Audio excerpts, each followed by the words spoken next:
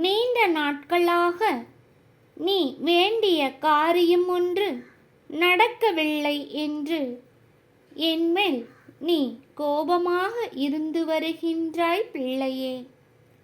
நான் இஷ்ட தெய்வம் அல்லவா?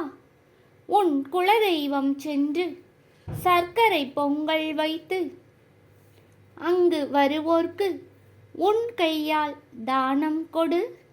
தீபம் ஏற்றி வழிபட்டு உன் கோரிக்கையை நீ உன் குலதெய்வத்திடம் முறையிட்டு கூறிவா பிள்ளையே. பிறகு ஒரு வாரத்திற்குள் உனக்கு தடைபட்டு நின்ற காரியம் நற்செய்தியாகவும் உனக்கு சந்தோஷம் தரும் வகையிலும் அமைந்திடும் பிள்ளையே. இது உன் அப்பன் முருகன் வாக்கு. நல்லதே நடக்கும், நல்லது மட்டுமே நடக்கும்.